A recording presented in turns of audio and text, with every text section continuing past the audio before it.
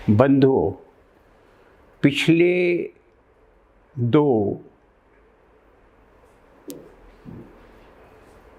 Series में हमने ये जानने की चेष्टा की कि ये जो दृश्यमान जगत है,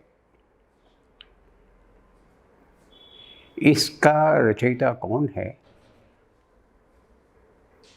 क्या कोई शक्ति, असीम शक्ति थी जिसने सृष्टि की रचना की। और हमने ये स्पष्ट करने समझने का प्रयास किया कि चाहे वो वैदिक संस्कृति हो अथवा पाश्चात्य ग्रीक संस्कृति हो अथवा ईसाई धर्म ग्रंथ हो अथवा कुरान हो, सभी में प्राय अगर गहराई से देखा जाए तो एक ही अवधारणा की पुष्टि हुई है, और वो ये कि इस सृष्टि का रचयिता कोई प्रत्यक्ष व्यक्ति न होकर वो परोक्ष परमात्मा है। मैं केवल प्रसंग के साथ बताता हूँ, एक ही लाइन पुनः दोहराऊंगा। पुरुष एवेदम सर्वम यत् किंच जगत्याम जगत। ये वैदिक मंत्र शाश्वत है। जितना गहराई से आप इसका अध्ययन मनन करेंगे उतने ही आपको इसमें से पुष्प पल्लवित होते दिखाई पड़ेंगे। अस्तु, पहले व्याख्यान में हमने समझ लिया था कि उस शांत मूर्ति और अथाह सभागार में विराजमान अदृश्य परमात्मा, असीम परमात्मा ने जब एक बार ये चिंतन कर लिया कि मैं सृष्टि की रचना करूं, तो उसने किस प्रकार उच्छ्वास लिया, कैसे ऋषियों की रचना की, कैसे ऋषियों ने जो कि प्राण रूप थे। आज ऋषि शब्द के अर्थ भी मैं पहले बता चुका हूँ आपको कि ऋषि शब्द केवल व्यक्तिवाचक नहीं है, ये वायु रूप भी है, प्राणवाचक भी है, नक्षत्रवाचक भी है, परंपरावाचक भी है। तो ऋषियों को उसने उत्पन्न ऐसों को किया। ऋषियों ने क्रमशः देवताओं को उत्पन्न किया और देवताओं ने इस समस्त मानव जाति को उत्पन्न किया। ये एक परंपरा उधर थी। दूसरी, इनसे संबंधित लोगों की रचना भी इसको करनी पड़ी। और जैसा कि हम सामान्य जीवन में देखते हैं कि जब भी व्यक्ति बोलने का प्रयास करता है, कुछ करने का प्रयास करता है, तो उसके मुख से सबसे पहले उच्छ्वास निकलता है, वायु निकलती है। वायु के बिना तो कुछ हुई नहीं। इसलिए उसने वायुलोक, जिसे हम स्वयंभू के नाम से जानते हैं, उसकी रचना की। और वायु, उसके संपर्क में आए, उसके प्रभाव से, तो वायु के घर्षण से जल की उत्पत्ति हुई और फिर एक अथाह परमेष्ठी लोक बना। वायु और जल के परस्पर सम्मेलन से स्वाभाविक रूप से आज विज्ञान भी मानता है कि तेज प्रकट होता है, तो वहाँ भी तेज प्रकट हुआ और तेज रूप सूर्य की उत्पत्ति हुई। सूर्य का जब विशंखन हुआ, उसमें घर्षण हुआ, तो उसके खंड खंड होकर पृथ्वी की रचना हुई। और पृथ्वी से शांत होते होते जब सोमरस उत्पन्न हुआ तो चंद्रमा की हुई। तो मैंने संक्षेप में आपको ये बताने की कोशिश की है कि किस तरह प्रकार वो परम तत्व परमात्मा ने अपनी सृष्टि का विस्तार किया। पहले ऋषियों को बनाया, फिर ऋषियों को से आपके स्वयंभू लोक बनाए, वायु लोक बनाया, फिर परमेष्ठी लोक बनाया, परमेष्ठी लोक से सूर्य लोक बनाया। ये बात मैंने आपको पिछली 2 वार्ताओं में विस्तार से कहने का प्रयास किया था। आशा करता हूँ आपने अवश्य सुना होगा और मनन भी किया होगा। आज उसी कड़ी में हम आगे की चर्चा करेंगे। सृष्टि निर्माण हो गया अब सृष्टि निर्माण के बाद जैसा कि गीता कहती है कि घर तो बना लिया आपने, पर उसमें रहने वाले भी तो चाहिए ना। जब तक हलचल नहीं होगी तो होगा।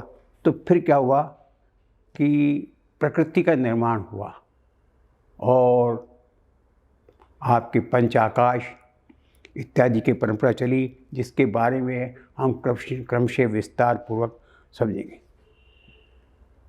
तो मूल रूप से हम ये मानेंगे कि जैसा गीता में कहा है, द्वा विभव पुरुषो लोके क्षर एष च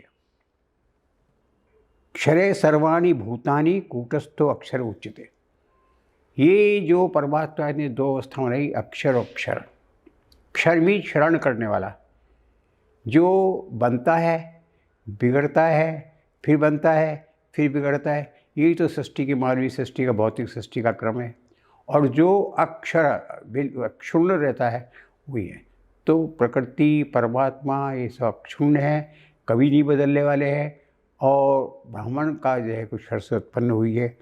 और उसी परिक्रम ने कैसे कैसे किस किस प्रकार के लोगों का उत्थान, लोगों का निर्माण किया गया, ये बहुत से शास्त्रों, गीता, इन सब का चिंतन है। और उन चिंतनों में सबसे ज़्यादा मैं समझता हूँ स्पष्ट, और किसी ने व्याख्या की है तो श्रीमद् भगवद गीता में हुई है, क्यों उसने बता दिया साफ कि वो परमात्मा प्रत्यक्ष सृष्टि का निर्माण करने के बाद भी दृष्टा रूप में है, कर्ता रूप में होते हुए भी भोगता है खाली। एक प्रसंग इसमें आता है कि दो पक्षी हैं प्रकृति रूपी। वो दो पक्षियों का क्या स्वरूप है? एक पक्षी बैठा बैठा शांत भाव से देखता रहता है, और दूसरा जो है वो भ्रमण करता हुआ चरैवेति खाता रहता है। अभी मैं आपको एक घटना सुनाऊँ जो भारतवर्ष में रहने वाले लोगों को पता होगा। दक्षिण भारत में मद्रास के पास एक स्थान है चिंगलपेट। वो चिंगलपेट में क्या है, प्रसिद्ध है पक्षी तीर्थ। यदि आप लोगों में से कोई वहाँ गया हो तो ये उसका प्रत्यक्ष उदाहरण वहाँ उसको मिल जाएगा। अनंत काल से लगभग वहाँ के लोग तरह तरह की भ्रांतियाँ, तरह तरह की किंवदंतियाँ फैलाते हैं। कुछ लोगों का कहना 3000 वर्ष हो गए, कुछ लोगों का अधिक वर्ष हो गया। लेकिन मैं भी वहाँ गया हूँ और मैं प्रत्यक्ष दृष्टा के रूप से बता रहा हूँ आपको कि वहाँ उस पक्षी तीर्थ पे आज से लगभग 50 वर्ष पहले तक तो मैं गया था, अब का मुझे पता नहीं। तब भी मैंने सुना था कि 3000 वर्षों से दो ऋषि हैं, वो आते हैं और हंस के रूप में हैं, मंडराते हैं। एक ऊपर आकाश में मंडराता रहता है, दूसरा उस पर आकर के वहाँ, और हज़ारों लाखों की संख्या में लोग वहाँ इकट्ठे होते हैं। उनके लिए प्रसाद बनाया जाता है। वो पक्षी आता है, उसमें चोंच मारता है, और चोंच मारने का मतलब ये है कि उसने प्रसाद का भोग लगा लिया और उसका वहाँ जो अथाह जन समूह है उसमें उसका वितरण होता है। ये मैं आपको आँखों देखी घटना बताऊँ। तो वही बात है, इस बात को, ये छोटी छोटी घटनाएं हम देखते हैं प्रकृति में, ये विश्वास दिलाती है हमको कि वो परमात्मा है, उसके प्रतिनिधि है, उसकी प्रकृति है और उसका संसार चला हुआ है। अब जो आप विज्ञान पक्ष के लोग या नास्तिक लोगों का है कि नहीं ये तो वैज्ञानिक चमत्कार है, मैं उसके बारे में चर्चा करना व्यर्थ समझता हूँ कि अभी तर्क और कुतर्क में फंसने से कोई लाभ नहीं है। एक ही प्रश्न है कुतर्क की ओर से मेरा रहता है हमेशा कि भाई ठीक है, ना कोई ईश्वर है, न कोई सृष्टि रचयिता है, आपकी बात मैं सारी स्वीकार करता हूँ। आप तो मुझे बता दी कि अनंत काल से जाने वाली जो आत्माएं हैं ये कहाँ से तो आती हैं, कहाँ जाती हैं, और क्या कोई ऐसी शक्ति है आपके पास जो शरीर से निकलने वाली आत्मा को पकड़ के आज तक बता सका है? मुझे उत्तर नहीं मिला। इंग्लैंड में बहुत लोगों ने कोशिश की, शीशे में बंद कर दिया मृत पर होने वाले प्राणी को, लेकिन जब पता चला कि जब वो आत्मा निकली तो शीशे की लाइन रेखा बन गई और रेखा वो करके पार हो गई। तो ऐसे ही हम लोग और लोगों में प्रयास करते, ये सब प्रयास निरर्थक है। परम शक्ति को चैलेंज नहीं करना चाहिए। परम शक्ति तो है, परम तत्व है। आप किस तरीके से मानते हैं, किस धर्म से मानते हैं, इससे कोई अंतर नहीं पड़ता। मैं तो उसका भी उतना ही सम्मान करता हूँ। अगर अगर ईसा क्राइस्ट ने कहा कि भाई वो पहले 7 दिन तक सृष्टि का निर्माण किया फिर विश्राम किया, मेरे तो वो भी शिरोधार्य है। अगर मुस्लिम कहता है कि अगर कुरान कहते हैं कि नहीं अल्लाह मियाँ ने बनाया, तो मैं तो उसको भी स्वीकार करता हूँ। लेकिन मेरी भावना यह है कि इनको मूल तलाश कीजिए। मूल ये कहता है कि आज से 15,000 वर्ष पहले वेदों का निर्माण हुआ। जिनको आप वेदों के ग्रंथों को वेद कह रहे हैं, वो वेद नहीं है, ये तो शब्द वेद है।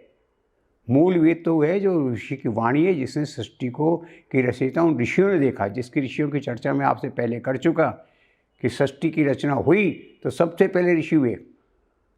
ऋषियों मंत्र दृष्टार है, एक सेंटेंस से समझ लीजिएगा, जिन्होंने परम शक्ति को देखा, अनुभूत किया, वो ऋषि हैं ये। तो ऐसे इस मेरा कहने का तात्पर्य ये है कि हमारी एक परंपरा है, स्वस्थ परंपरा।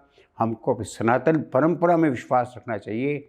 उस परमात्मा के प्रति हमको अपना कृतज्ञता करते हैं बहुत लोग, अपनी अपनी विधियाँ हैं। कोई मंदिर में जाता है, कोई मस्जिद में जाता है, कोई गुरुद्वारे में जाता है, जाना चाहिए, आस्था का प्रतीक है, हमें निरंतर करना चाहिए। तो मैं इस कड़ी में आपसे यही कहना चाहता हूँ कि सृष्टि निर्माता ने सृष्टि निर्मित की, उसने पंच तत्व लोक का निर्माण किया। उन पंच लोकों में जो है ये पंच पर्वा सृष्टि, जिसमें से हम लोग आज तक सारे विज्ञान संस्कृति सबको देखने के बाद केवल 3 लोकों का प्रत्यक्ष दर्शन कर पाए, सूर्यलोक, चंद्रलोक और पृथ्वीलोक।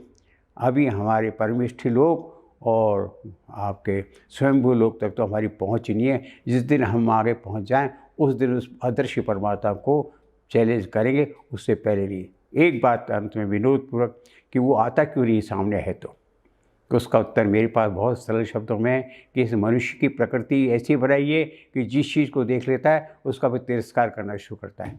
तो शायद वो परमात्मा भी ये कहता है कि मैं तेरे सामने नहीं आऊँगा, क्या मोको का देखे बंदे, मैं तो तेरे पास में। अगर तुझे देखना है तो मेरे क्रिएशन को देख, मुझको क्या देखता है। नमस्कार, फिर कल मिलेंगे।